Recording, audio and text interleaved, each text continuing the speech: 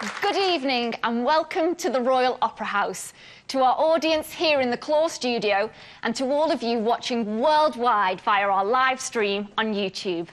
My name's Kristen McNally and I'm a soloist here with the Royal Ballet Company. Now for tonight's Insight, we're taking a look at the Royal Ballet in rehearsal for Sir Peter Wright's production of the Nutcracker. We're also joined by conductor Paul Wingfield, who will introduce us to one of the instruments that helps to make Tchaikovsky's score so magical. Now, you can get to see all of this either here at the Opera House. It opens on the 23rd of November, or you can go to your local cinema. We're going live worldwide on Thursday, the 8th of December. Here's a little taste of what you'll see. Trailer playing.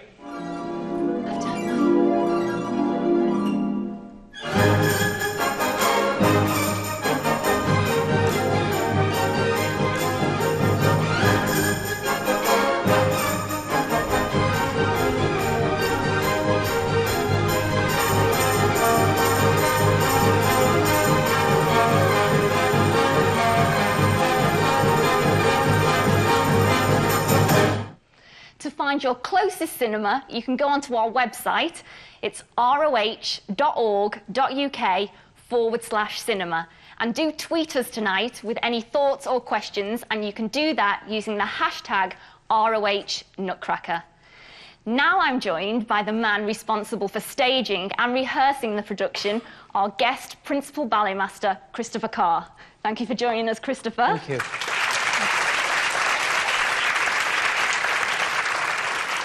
Now, what are we all seeing being rehearsed tonight? Tonight, we're going to rehearse a pas de deux between Clara and the Nutcracker. It's just after he's become back into the nephew after being the Nutcracker. Right. But we're also going to do the mime scene, which he does, which actually tells the whole story of the ballet, practically. We hope, we think, if there's time, and if I remember what it is. That's always the problem. So we're joined by Letitia Stock and Marcelino Sambe. Yes. Now, how far into their rehearsal process are they? Well, we did one rehearsal last week, and it was quite good, Oh, actually. excellent. Oh, we can't wait. So there's hope. Yes. They were a pair last year. We did it last season. Right. So there's only been a year's gap, which isn't...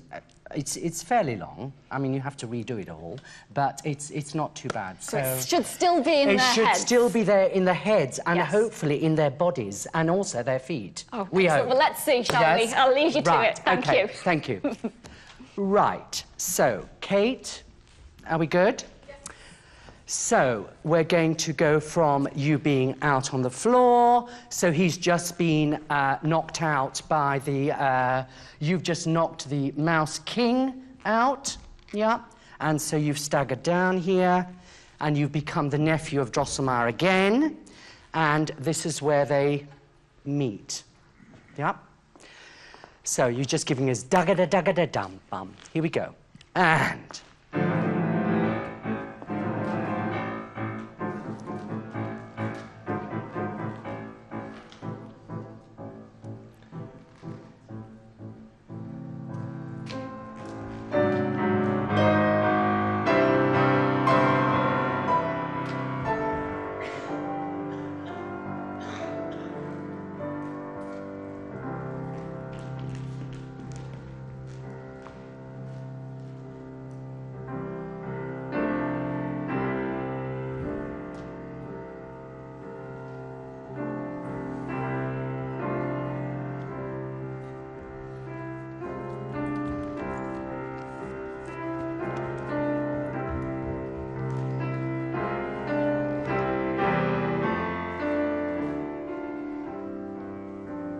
All right, I'm just going to stop you for half a second because these wonderful people wouldn't have understood what you were saying. Because you did hand, and you went like this, yeah? So you've got to do, I've got hands again, and my face is not wooden anymore. So you have to separate them. You can't do hand, yeah, before. And then when you've run round and you see her, you've got to see her, and this has got to be much bigger. And two, yeah, and then it would be beautiful if you did a proper slide with the foot to cut. No. which is much harder. But because it's harder, we like. Okay. Yep. Just where he comes up, die, die, die. And.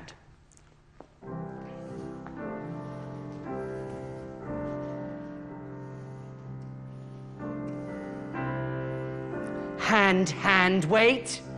And face.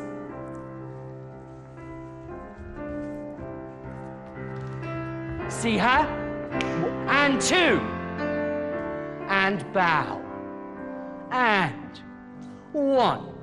Fingers. Heart.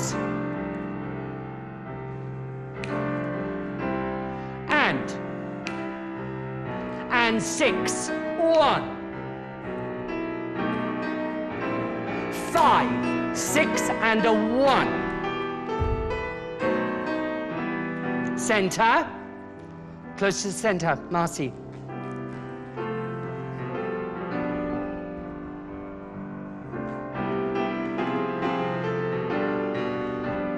Bend sideways. Pull it. And 1. And 3. 7, 8, and a 9. All right. Why don't you up on 9? Have you got where they la da 2 and 3 and 4 and 5 and 6 and 7, 8 and 9, just into that 12? Okay. We try. This was good. Yep. And. It's after. Yep. Yep.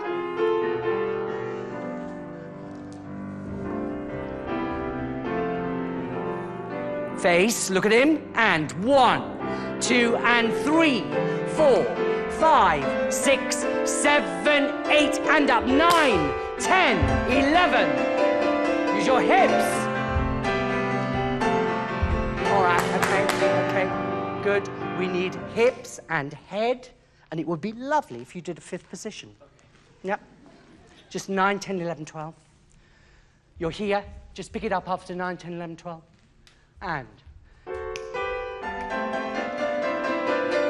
hips and head.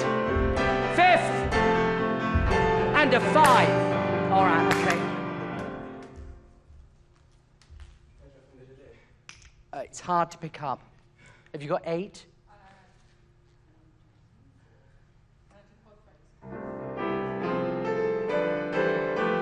7, 8, 9,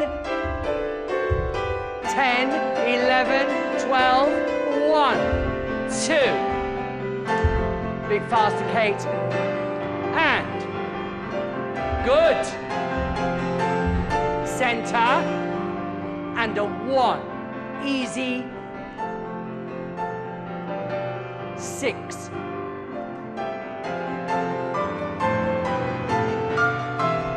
All right, okay. Hang on. So what was the mistake there? 1 turn too many. You did 1 turn too many, which made you late for the lift, which made you late to come down, which made you late for the chassé. So don't. 6 before they meet.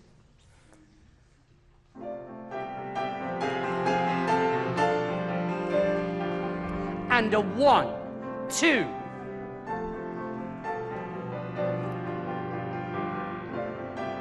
Up. Down 6, 7. 11, 12, and up. 1, 2, and down, up. 5, 6, 1.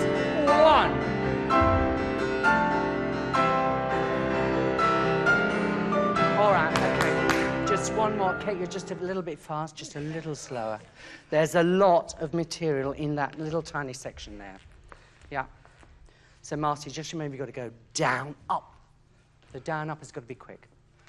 Have you got 6 before across the front?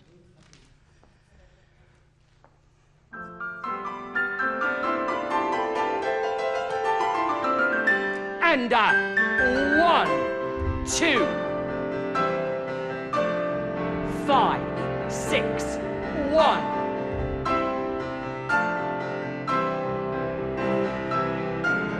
go, 1 and 6 and all right, okay, all right, well done, but it would be nicer if after we've done 5 step 6, if the jetés went all the way on the diagonal right down to here. Not so safe. Yeah, and also travel. You're just going splat, splat. Have you got fouette? So this is right on fouette. And 1 and 2, 3, 4, 5, step 6. Now move, move, move. And up. Step out.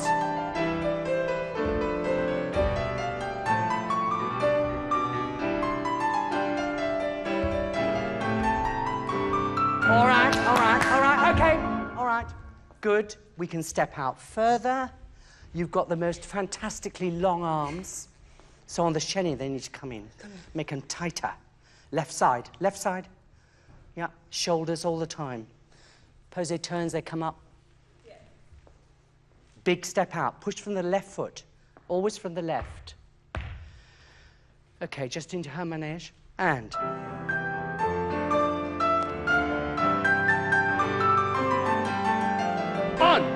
On, go, push, tight, spot on the chenille, spot, 1, 2, 3, 4 and 5 and 6, 1, 2,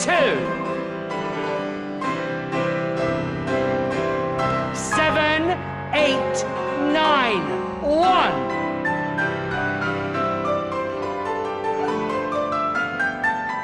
All right, okay. Hang on.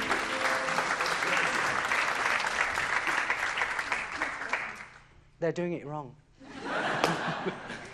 So when you catch her on the shoulder, what are we supposed to do? A sucker around. We're supposed to do a semicircle up to the top, and then you spin.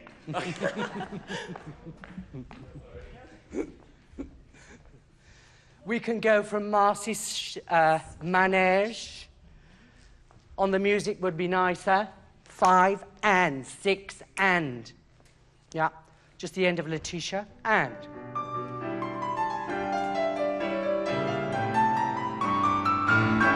Reach, 4 and 5 and 6. Susanu, 1, 2. Center. 1. Semicircle. Spin.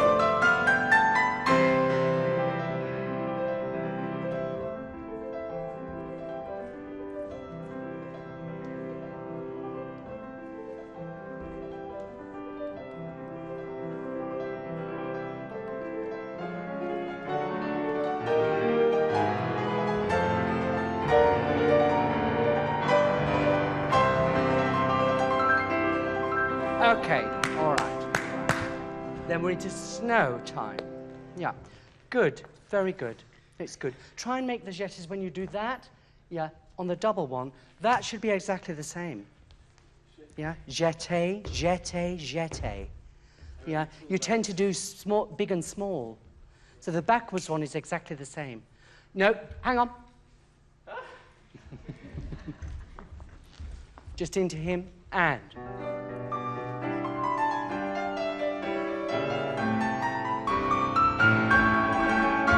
Equal value.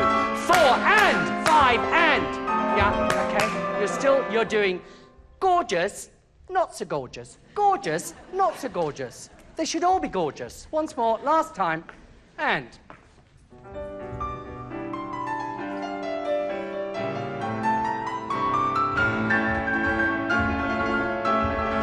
Jump! Jump! All right, okay. From you hear why. And you hear why. Wait. Da-ga-dum, bum-ba-da-li-um, pa-pa-dee-da-da-da-dee-da. And she and I from over there came. But I was a nutcracker. 2, a 3, a 4, I asleep. Wait, gun, durya. There, mouse, fence, 2, 2. Go away, 2, 3, 4, but I call the guard. 1, 2, 3, 4, 5, 6, 7, 8. There, mouse, grow. Mouse, king, wait, 1, 2, 3, and 1, 3, 4, 5, 6, 7, 8. 1, 2, 3, 4, 5, 6, 7, 8. But she, not you, not I, her. Hang on. But she took off her shoe and killed him, and I was saved. No, save, you've got to lift. Save. Yeah. Else there's no way they'll understand what you're saying. No way. Right. I'm going to go from musically now. So I'm near to the end of the mime because I want to see what you're going to dance for us. Yeah. So we've done the mime, we hope. Yeah. Okay, from this. But she, shoe and killed, and I save, and up. All right. So why are you behind the music, huh? Wrong leg. Why are you behind this lovely Tchaikovsky music? I stepped the wrong leg. Da dum daga daga yai da. Okay, sorry. Yeah. So just mark it for me. And where we got to. And daga da da da da dee da. Going round. I want to see. Yeah. Do you know where we are now? Going round? Yeah, just a little lead in. And out. All right, hang on. Here we go. Okay. All right, okay. It's all right. Are you shorter now? Yes. A little shorter. And up. And up. And up. All right, okay. So why aren't you doing a lovely... this and really get it out. Why aren't you up on my up? Why do you think I'm saying up? Thinking my progression is too slow. Yes, I do. Da-ga up, da-dee-da, up, da-dee-da. We want to see you in the air. The left hand is too slow. Yes. Same place, Kate. 7. And up. Get the leg out. Out. And out. Suchinu. And. Yep. Okay. It's better. It's ever so much better. Isn't it, Letitia? And then what are we doing? So you should be here, Marcy. You should be off centre because you're now going to centre. Yeah. And high arm, low arm, high. It's only one arm. Should be. High arm, low arm, high arm, one arm, and 1 and 2 and 3 and 4. Da dee da ya, da dee da ya. Are these padishah legs coming up really fast? Yes. Are they? No, they are. Once more, same place. Oh, you're going to be the best. Out of all the 16 million casts we've got, you'll be the best. Same lead, and 7. Now stay in the air, out, get out, up, and up. Suchinu, and low, high, cross, getting bigger, bigger, bigger, bigger, legs up. Pull up. All right, okay, all right, yeah. It's close. This was good, but wasn't I saying high arm, and then what was I saying? Low arm. And where was yours? High. High arm, low arm. High arm across, getting bigger and bigger and bigger and bigger. Da dee da yai da dum da dee. Trying to get those. No. Da-dee-da, up! Da-dee-da-dee-da. Yeah, you can travel on this. Don't travel on the actual pickup. Yeah, and da-dee-da, up! Da-dee-da, up! Up! Pull up. You've got, no, I want a millisecond. I want a millisecond of this before you do the tour. And it's not to the audience, it's to her.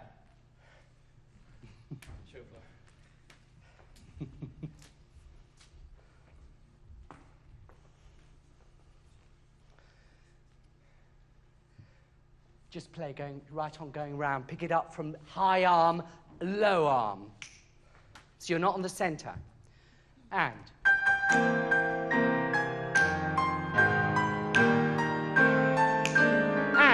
high, low, across, center.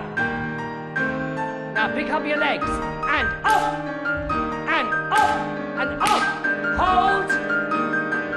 Bang. All right, okay, all right, okay, okay. It was much better. The hold was too long. Too long. It's only just to get yourself and just to give us, else it all swings around and then you're up in the air before we know it. Yeah. Good. This is gorgeous. Like labored. I have to get that sharp. Get it out while you're at the top of the jump, in the air.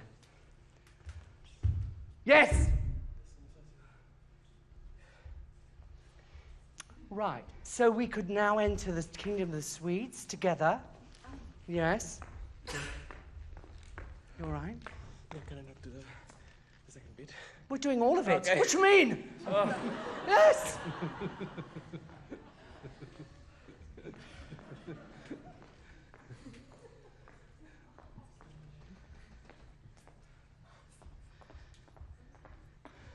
So we should just before you hear why, Kate. Yes, just before. So you're already down, you're already on, you've already gone over. Drosselmeyer, just before she says to you, you hear why. Okay. Then the mime, and then the dancing to the end. Big breath. Deep breath. Here we go. And.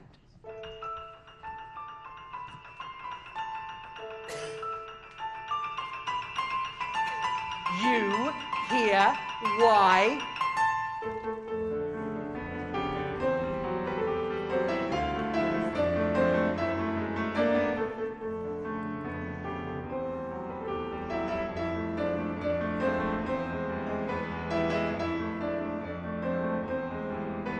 And down, down, down, down. Listen. Done. And.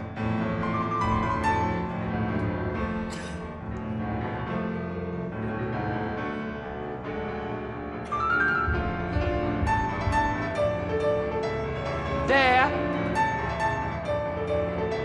Mouse, King, wait.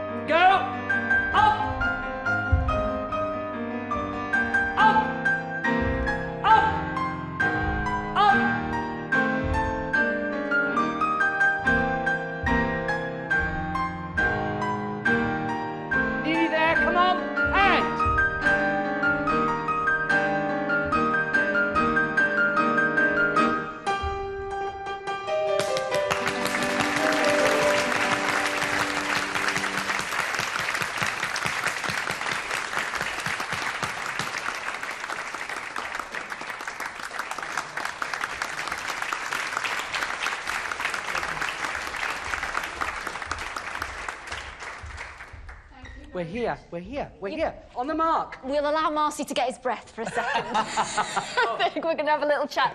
One person who I didn't introduce right at the beginning, who is very important to us, it's Kate Shipway, who's on the piano for us tonight.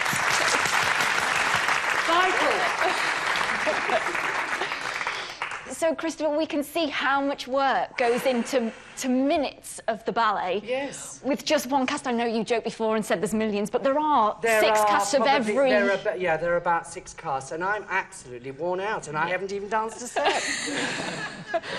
But do you thrive off seeing those... I think it's fabulous, yes, because, I mean, he was pretty rough to start with going round, but, I mean, by the end, this was fantastic. It just needs that extra bit. Yeah, and the legs getting up quickly and all of that. Fantastic. Now, I mentioned earlier that you are responsible for staging the production. What does that mean and involve? Quite a lot. Yeah. Some of it I teach, not all of it. There are other people connected with the production because it's huge. I did mean to count, actually, one day I will. I have been with the production, I think it was 1984 it was first done. It was actually the first ballet I looked after as a ballet master. Okay. And it is probably the biggest ballet we do. I think it involves about 150 people in all, so it's quite a bit. And it involves White Lodge, it involves the senior school all over the road, and it involves the whole company. And I do remember that Peter Wright was directing Birmingham Royal Ballet at the time, and I was much younger than I am now. And when it got to about 4 o'clock in the afternoon at Barons Court, he would say, "I'm so sorry, I have to go now. I have to go to Bournemouth to watch a performance of Birmingham Royal Ballet." And I was left with 150 people on my own. So that was rather scary, but it was a very good introduction to being a ballet master, because if you can do that when you're young, well, it still scares me even now, actually. Yeah, to be truthful. Well, Christopher was a dancer with the company. I was. So you've been on both sides. Yes. How is it when you leave that responsibility of the dancer and you're out front and can't do anything else? Is it nervous? Do you sit... It is nervous. It is nerve-wracking because you're sat at the front of the studio on a chair. Sometimes I get up, I scream a lot, I count a lot, because it's vital that the choreography is connected with the music. It's vital, as there's no point. And so, I mean, I'm just there, mostly on my own. There are a couple of people around me. And if the rehearsal ground's to a halt and somebody says, "Actually, what do I do here?" You don't know which direction it's going to come from or what they're going to ask you. And you have to... I have said, "I'm actually awfully sorry, but I'm not quite sure what you do here, but I will certainly find out for the next rehearsal," because to keep the whole ballet in your brain is quite difficult. And this year's quite special because it's a celebratory year for the production of the Nutcracker. Yes. With Sir Peter Wright's Yes. 90th Yes. birthday. Yes. So has that relationship been nice, growing the production over those years with him? He's helped me and he's given me confidence. The production has changed over the years, actually, because we first did it and then he choreographed another version for Birmingham Royal Ballet, and that company is smaller than our company, so it had to be a smaller production. I have seen it, it's very good, but after he'd done production 2 with them, he liked some of it more than our production, so we put bits of that into ours. Yeah. So, but I think it's improved, definitely. Yeah, and nice, I think, you got all the I think best it's terrific. Yes. And this pas de deux actually was created. It's very difficult because it was created by Irek Mukhomedov, and I'm sure you've heard of Irek Mukhomedov. Irek Mukhomedov is a very strong Russian partner, and so that's why we've got all these fantastic lifts and everything in this difficult pas de deux. So I'm going to pass the mic over now to Letitia. How is it revisiting the role? You debuted in this together last year. Is it nice to know it now and have another chance to... I think it's definitely this year is better, like we feel a little bit more comfortable with each other, and we know the choreography better, so we can enjoy the bits, you know, where we feel very comfortable with, and the other bits we know where to push, and so I think, so I think it's good. Good. And Marcy, why is Nutcracker so special? Why is it so well loved, do you think? First, I think the music is so well known. It's almost like popular music by now. Everybody knows Nutcracker, everybody knows the Sugarplum Fairy, so people really relate to this production because it really represents ballet, I think, and we always look forward to dance it very much because we have fantastic parts. But it's not even there. We do 7 parts in one evening, or no, not in one evening, but in the whole production. So you you know the production so well and you really admire the work that goes into it. Yeah. It really makes you a member of the company. Yeah. Oh, that's nice. Thank you so much. It was great to see you in rehearsal. I'll let you have a rest now, and thank you, Christopher. Thank you. Very much. So if you do want to tweet in with any comments, please do using the hashtag #ROHNutcracker. Next, I'm going to hand over to Paul Wingfield, and he's going to tell us a little bit more about Tchaikovsky's score. He has the glamorous assistant in Kate Shipway. It's over to you, Paul. Thank you. Well, good evening, everyone. And I have the amazing task this evening of introducing you to this fantastic instrument, the celesta, which plays such a prominent role in the Nutcracker. Now, I've got to give you a whistle-stop tour. I've only got 10 minutes to do this, so I'm going to give you a brief history of the instrument. I'm going to tell you how it works, and we'll talk through a few examples of where it appears in the repertoire. But this, after all, is an evening about the Nutcracker, so I feel that the phrase "in a nutshell" has never been more appropriate. So this is the celesta in a nutshell. So let's start, first of all, by looking at this instrument. Well, it looks very much to me like a mini upright piano. There's a series of black and white keys, just as we'd expect on the piano, in the same sequence. And below there, we have a sustaining pedal, which, when depressed with the foot, will enable the sound to ring on. And the similarities with the piano don't end there, because inside there are a series of hammers, each assigned to each individual key. This is where the path with the piano diverts, because whereas on a piano those hammers would be used to strike a series of strings which are held under tension, in a celeste those hammers are used instead to hit a series of metal bars, usually made of steel.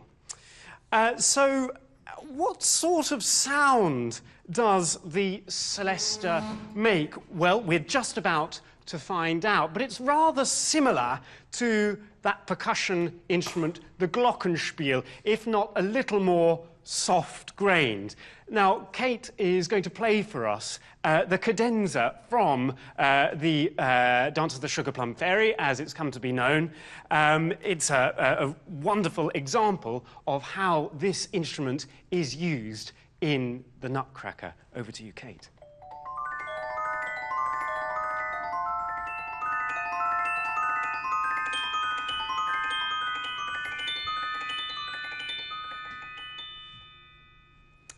There we have it. Instant Christmas, just add boiling water.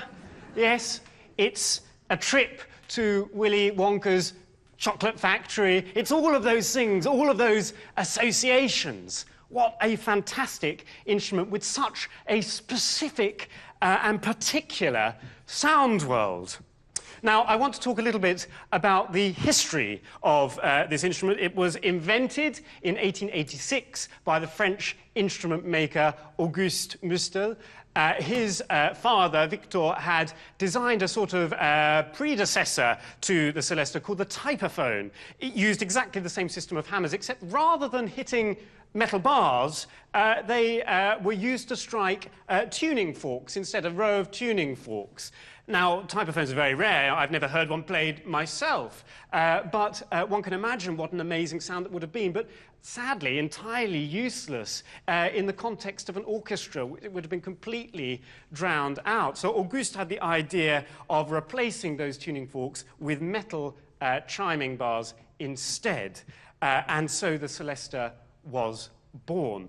Even so, the dynamic range of this instrument, that is, how loud and soft it's able to go, is fairly limited. So part of the challenge as a composer, part of the challenge that Tchaikovsky faced, was what instruments to pair the celesta with. And quite often it makes very happy bedfellows with the harps, with the strings, particularly if they're played pizzicato, that's plucked, or very softly, or woodwind as well. It's also used in the Nutcracker as a solo instrument, just as we've just heard. You only have the celesta at that point in the Nutcracker.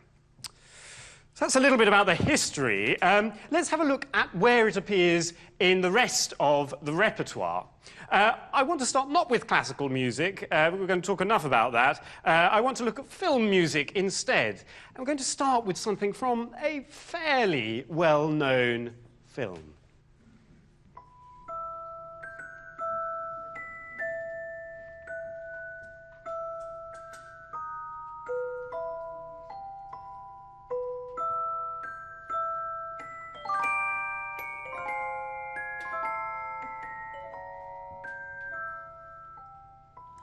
Isn't that wonderful? Fantastic. So that is John Williams' score to the films of Harry Potter. And it leads me on rather nicely to my next point, which is the sort of music that the Celesta has become associated with. Harry Potter is, of course, all about magic and sorcery. And the Celesta seems to have found a bit of a niche in the market as far as magic and sorcery is concerned. And it historically has been used for that purpose, for magic, for mystical music, for strange, otherworldly music. After all, Celesta, the word, is linked to the word celestial, heavenly, transcendence. All of those sorts of ideas play into our head when it comes to the Celesta as an instrument. And I'm sure a lot of that has to do with Tchaikovsky and the way he decided to use it originally in the Nutcracker.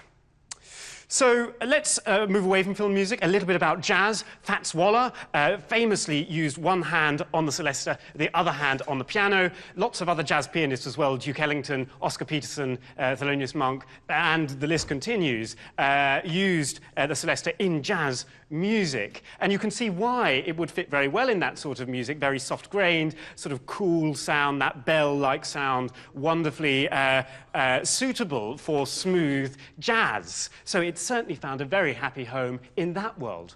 How about in the classical world? Well, we don't have to go too far back because it's a relatively recent instrument. But Mahler, for example, uses it in his 6th and his 8th symphonies. Bartók, famously in his music for strings, percussion, and Celesta, plays a very prominent role in that.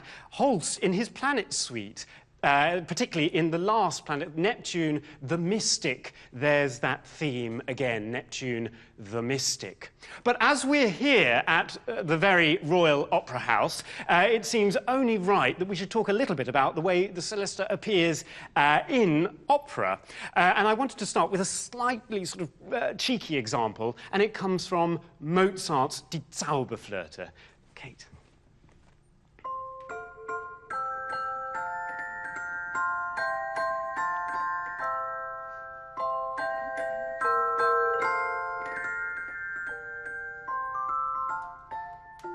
Never fails to bring a smile to your face. That music is absolutely wonderful. But of course, it is a cheeky example. Why is it a cheeky example? Because Mozart predates the Celesta by a century or so. However, in modern productions of Die Zauberflöte, quite often a Celesta is used rather than the original keyed Glock. And I'd rather like to think that were the Celesta around in Mozart's day, that he would have found great use for it. Of course, the magic flute rather fits our theme well. It's about a magic flute, and at this moment, it's about an enchanted set of bells that Papageno uses to get himself out of a sticky situation. So that fits our theme of magic rather nicely. Where else in opera do we find the Celesta? Well, Britten uses it in his ghost story, Turn of the Screw. Again, we're talking about other strange worlds in that. Midsummer Night's Dream as well. An enchanted forest, of course. Puccini's Tosca, that's an important example, a bit of showbiz glamour for Tosca herself whenever the Celesta appears in that. And Richard Strauss, who was a great fan of the instrument, using it in Ariadne auf Naxos, Die Frau und Schatten, and his most famous opera, Der Rosenkavalier. And I just want to play you a tiny extract from a famous extract from that opera, The Presentation of the Rose. Just have a listen to this one bar.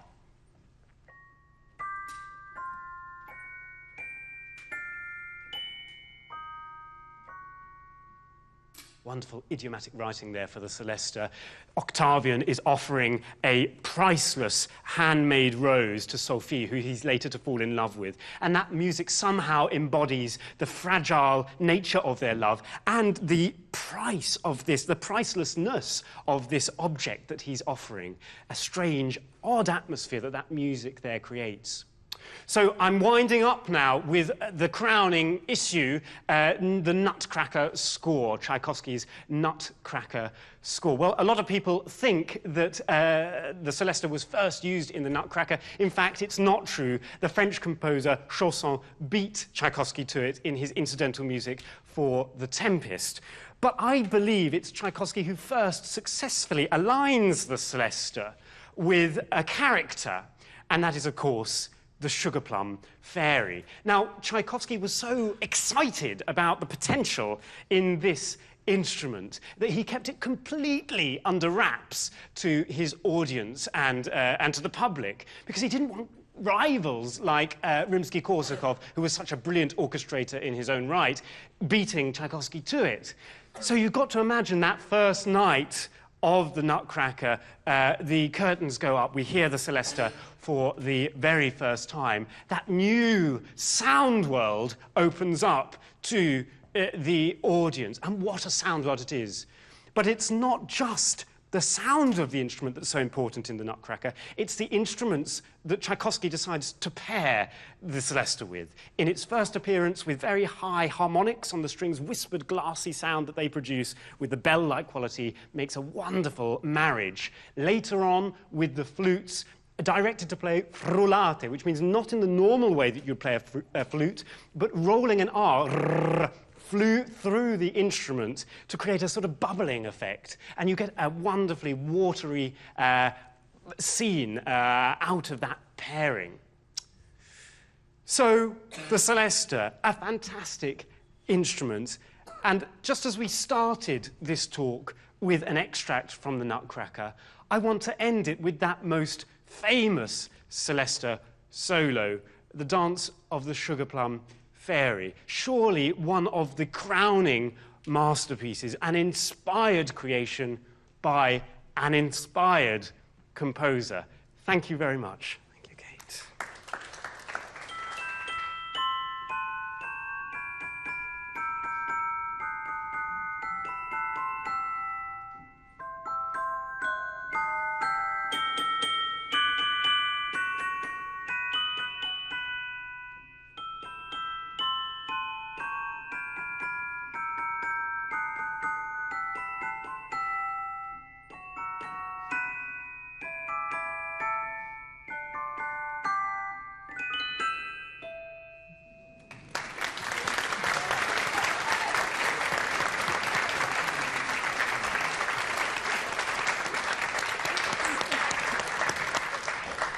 Thank you very much to Paul and Kate. I'm very excited to be hearing the score live on stage when we start the performances.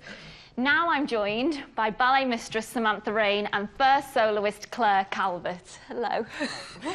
Now, Claire, you're about to rehearse the role of the Rose Fairy, and you've played this part before. How is it for you going to be this time round? Are you looking forward to it? Yeah, I mean, it's always good coming back to a role that you've done before. Part of what you learn as a dancer throughout your career is through being on stage. You know, we spend a lot of time rehearsing in the studio, but what you do when you get out on stage is what really matters. So each time you do a role and each time you come back to it, you grow as a performer and try, you know, your best to always improve on your last performance. And is Nutcracker a particularly special ballet for you? I would say so, yes. I've been in it since I was 11 years old. So you went through White Lodge? Yeah, I went through White Lodge, and it was the year that the Opera House reopened, actually. So Peter Wright came down to White Lodge and set all of the battle scene and stuff again on us. And it's been a really nice journey to have gone through from being in it so young and watching, you know, all the past dancers that have done it, Miyako Yoshida, Darcy Russell. And fortunately enough, this year I'm debuting in Sugar Plum Fairy. And I've actually been having some coaching from Das Bussel herself, which has been Has that just been very, very amazing? exciting. Oh, wow, So, that's yeah. such a treat. Well, I don't want you to get cold. If you can go and warm up, and we'll speak a little bit with Sam. Thank you, Claire. So, Sam, where does the Rose Fairy appear within the Nutcracker? So the Rose Fairy appears during the Waltz of the Flowers. So it's towards the end of Act 2. There's been 5 diverts before the waltz itself. And the Rose Fairy is the lead role within the waltz before the grand pas de deux. And how is it rehearsing a role like this? How do you go about it? Because Nutcracker's in the repertoire quite frequently, most of the dancers, or some of the dancers, will have danced roles for many years. Some might be new to the role, so we'd always start by going through the details and timing and teaching the choreography before we then rehearse each individual to their needs. And obviously every dancer is different, so that some people struggle with different things and some people have strengths in different ways. So once it's taught, then we can focus then on each person separately. And is this something you enjoy? Because I know you're responsible for the big core numbers, so we have a wonderful snowflakes scene, which is 24 people. So rehearsing something like the Rose Fairy is very different from rehearsing 24 people. Snowflakes is a 10-minute or over 10-minute piece for 24 dancers that comes at the end of Act 1. And with 24 people, you have to rehearse in a different way. You're trying to keep the attention of 24 people, which is harder to begin with. And also I think you're looking for different details and to make sure everyone is doing the same thing on the same count, looking the same way. And I think when you're coaching someone in 4s or 2s or 1, I think it's very different, and it becomes a bit more personal to that dancer. Oh, well, enjoy coaching Claire now. I'll leave you to it. Thank you. Look at this. Okay, so shall we go from the first entrance? Shall we just talk through it first, so as soon as you appear from the wings, we want to see that you taking the stage, taking everyone in, taking the audience in. You are the lead Rose Fairy, sorry, wrong ballet, Rose Fairy, and you're drawn to you as soon as you arrive. So we walk on and we prepare. Then we're going to go through using our body, forward and back, and make sure we show this step, piqué, out, in, before we go back out. Then we go the other way, forward and back, piqué, rond, and tombe over, really lean over on this bend. Then we're going to do big renversé, going the other way, that's it, da, da, da, and lame duck, looking back over, piqué, really make sure we hit that position on that arabesque. Then we go and cabriole, and releve, and really show this back as much as we can, show that twist in that position. Go again, so 2 and 3, and try and travel from there so we get past center. So we come forward into piqué, enveloppe, through, and then really know where you're going to spot for this turn before we plie into the double. Should we go that far? Yeah. So 8 in Kate, please, to her first entrance. Thank you. 2. Using our feet, toes. 5, 6. Good. Now through the body and back.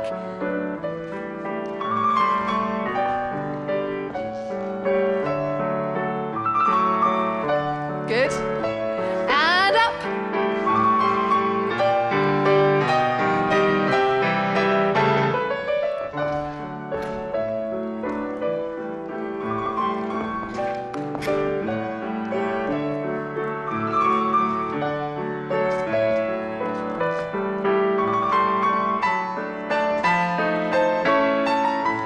Good. Very good. Thank you, Kate.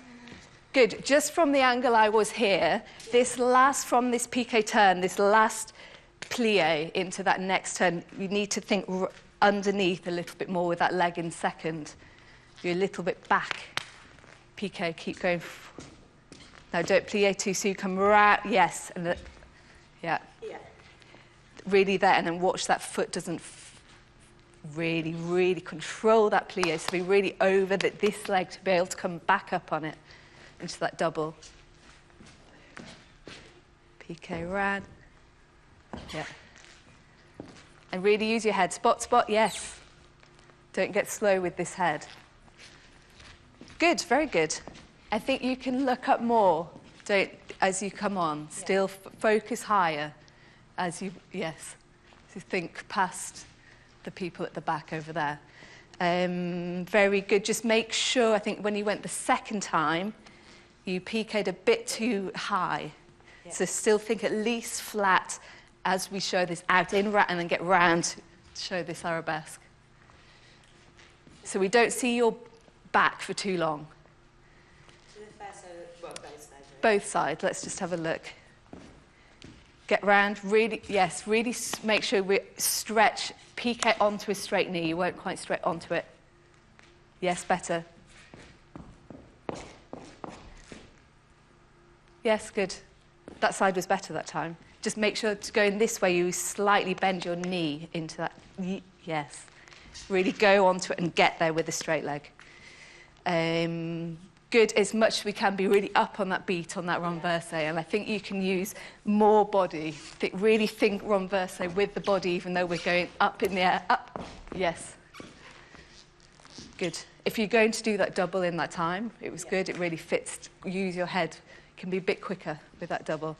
And up, and show, yes. You're then just going on the direction of this leg, needs to get more to the corner. Yes. It's hard. It's difficult because you're changing, fouetting. Just really know where you're putting that leg. It's a bit vague. Keep that foot stretched, stretch, stretch. Yes, good, lovely. Stretch now, don't flap. You're a little bit loose with that foot. Yes. As you cabriole, joining that underneath leg. Don't let then that one just release. Keep that strength in that line and foot. Underneath leg to that one, better. Now twist, really show the back.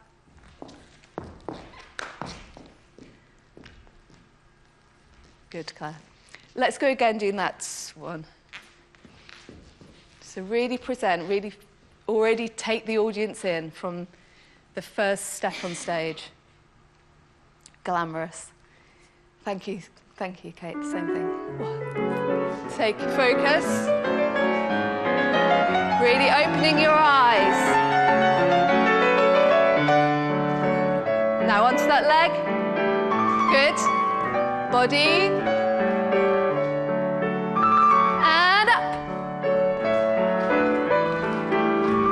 And head, quick head, and a show. Better keep that leg crossed.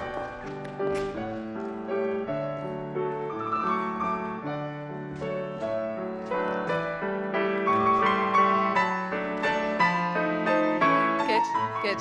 It's the worst sound in the world. It's hard, but you can turn naturally, so you can do it. I think you need to get further round than you think on that single, because at the moment it looks like you're peaking and already thinking to release there. If you can really spot on that first one as well, it will set you up for that double. And fouette, yes, a bit more force to get you round. Really use that left side and that left leg. And better. Yeah, keep using your head. You've gone a bit stiff. Let's go on for now. Good, so then there's the whole section with the 4 cavaliers, which we won't do today, obviously, without them. So let's go into the down the line. Rows 8 before rows down the line. Da-da-bo-re, da-da-bo-re.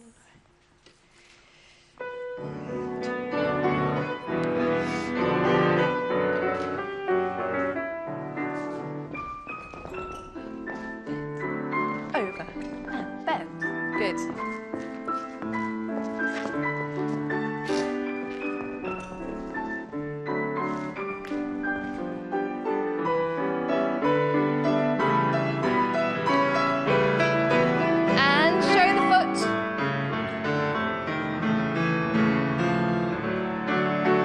Travel across, up.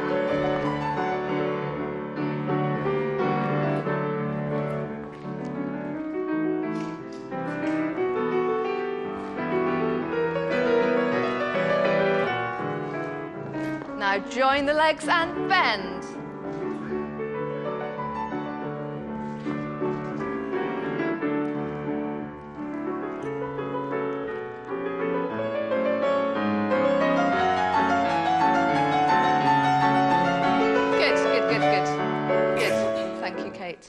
Good, so that whole section Claire just did was with Clara.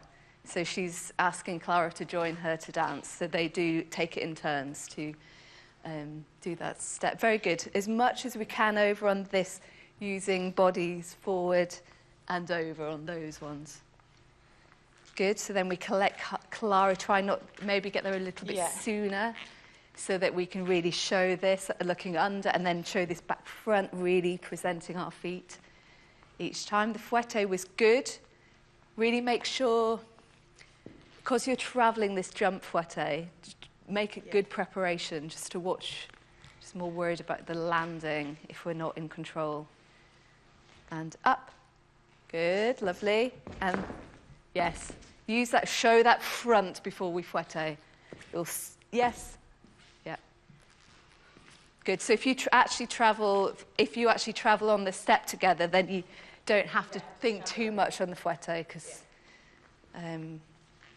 good. Then as much as possible, again, using our back on that. Yep. You're a little bit slow getting to the passe from this attitude. Yeah. So show your back and the attitude. 2 and up, better. Yes. Good. Then going over there, you could have joined a little bit more in this and try and get that join bend, Claire. You've gone up, over, yeah.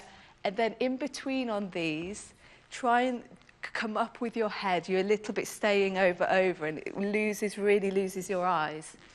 Too low all the time. Up and down, up and round. Good. You know, I was saying the other day, if we do this, really think of half, and then half again, so we get this knee round. And then you go half again to then turn out of it. Well, just the angle of it then is prettier. To get around that knee, yes, and up, round, yes, easier. Yeah. Good, and then just showing that flip-flack a little bit more. So be over on that bourrée before we, yes. Flip, flat, yeah, good. Round Clara and off. Good, I think we're fine with that one. Shall we go into the last hardest moment?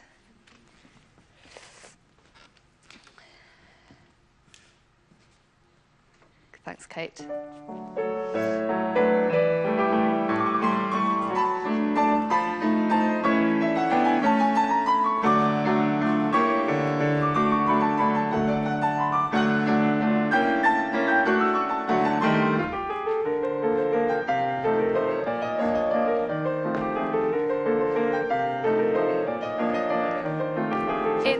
In, out, in, out.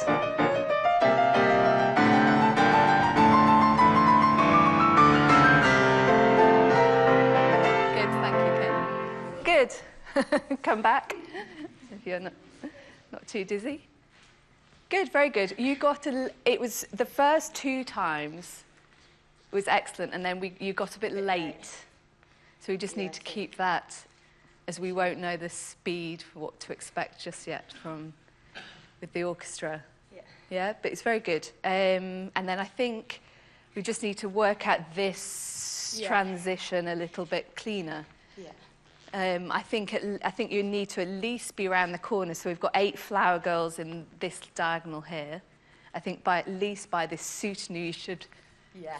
I think if you already chassé over on that for that last jeté that way, I think it will set you up a bit better. Be careful. I think you can go over a little bit more in that chassé and lift your head more in the jeté. You're a little bit straight with your chin. Yeah, let's just do the first part. Just stop before we do in, out, in, out, in, out. Same thing, Kate, thank you. So really try and stay with the beat.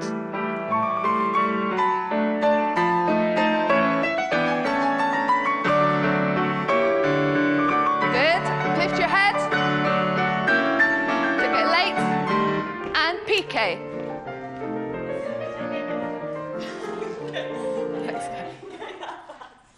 You do to the first two. I think because I anticipate the beginning. Okay. Yeah. I'll get faster by Christmas. Let's, Kate, for now, let's go slightly under to be kind. And let's just, let's see if we can get there by the end. Thank you. Keep with it, keep using your head.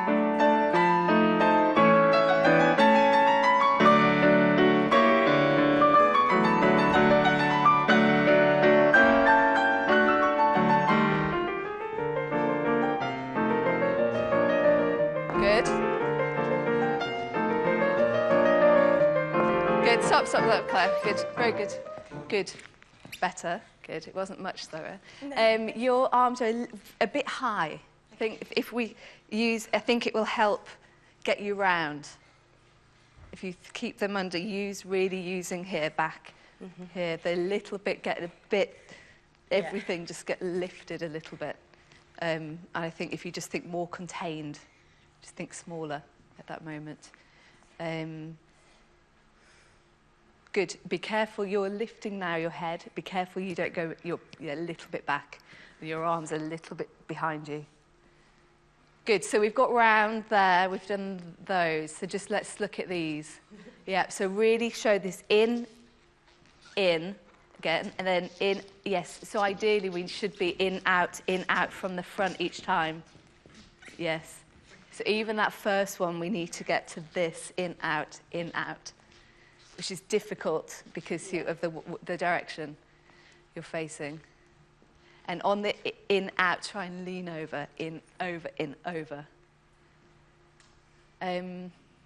Kate, can you play? The 8 before that? The 8 before, perfect, thank you.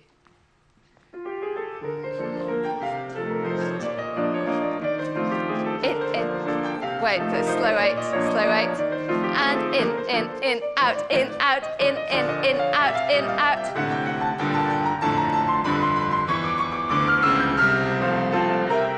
Good.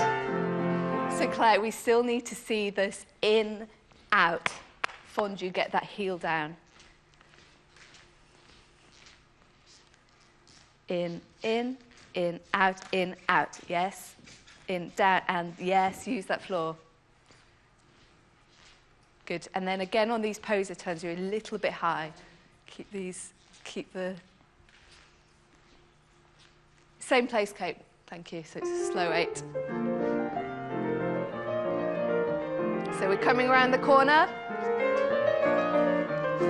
In, out, in, out. In, out. Better, good.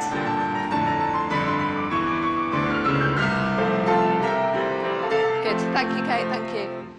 Good. Shall we try and link all of that up? Yeah.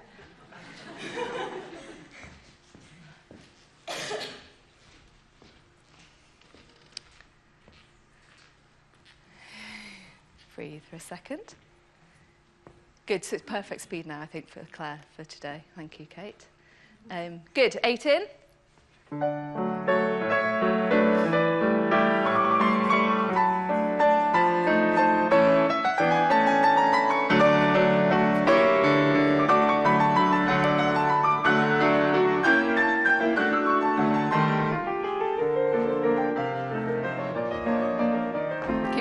Push. Get round the corner. In, out, heels down.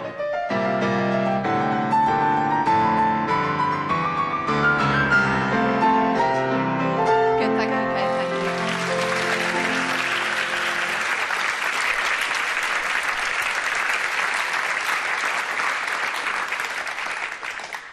Good, so I think we still need to get around a little bit sooner. I think it would just help with your spot as well, won't it? Yeah. Very good. Just watch you don't get too wristy on these poser turns. Okay. I think with the whip, your force going off there. Good. Very good. And breathe.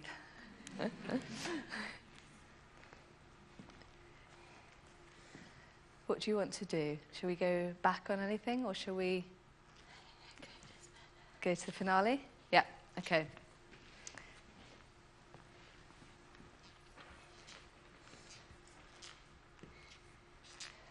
Let's do it in sections, so we don't kill you off. So I'll just scream shout at some point, Kate. I'll scream stop, sorry. Just so we can work on it throughout. Just lead into the finale. Thank you.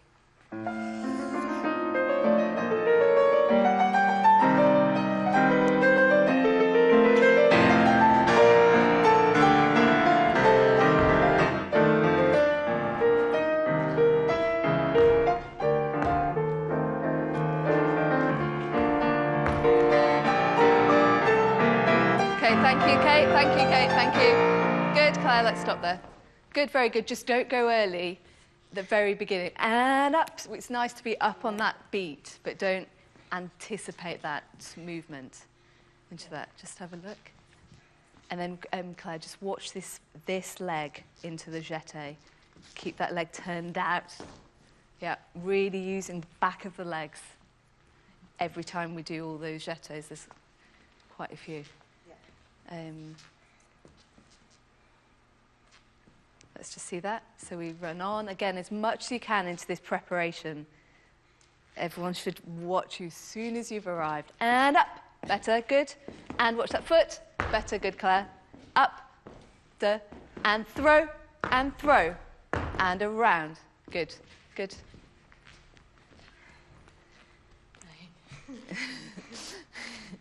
Just from this, really be over this, yes, that foot, so we know where we are on that releve. Good, that was better.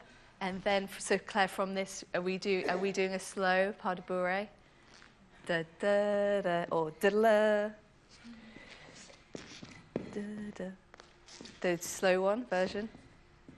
I don't know. That you just did then. Yeah. Why don't we try from here and a hold, so we have a moment before we go into that next step. Really show this double beat.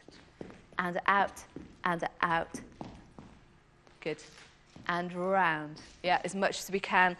Up, over with top of body, head, everything. Kate, have you got any markings? Yes, going into the next section. Is that what you want to do? Lead into the next section? Yeah, kind of where we, just where we got to. Yes. Just lead in, thank you.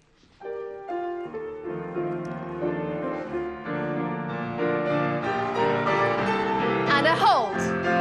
And développé, good. Throw that leg, land properly, good. One flick.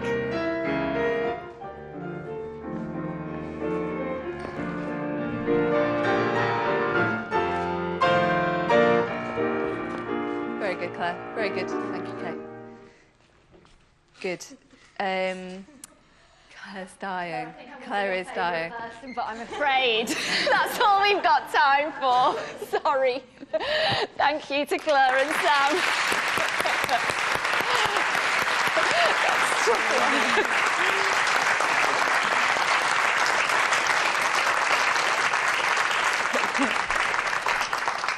So I've just heard that we've got people watching in Portugal, Finland, Greece, Mexico, Sweden and the USA. So hello to all of you out there.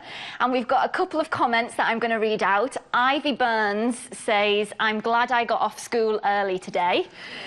And Izzy Benito says, thank you so much for allowing us to see this awesome rehearsal, so inspiring to aspiring dancers. So thank you for those comments. So as I say, that's all we've got time for, but do remember that you can watch it at your cinema wherever you are in the world, and that's on the 8th of December, and you can find out all the details on our website. It's roh.org.uk/cinemas. So it's thank you to Christopher Carr, to Sam Rain, to Claire Calvert, to Letitia Stock, Marcelino Sambe, Paul Wingfield, and Kate Shipway. And I hope you've enjoyed it. Thank you to the audience here, and good night.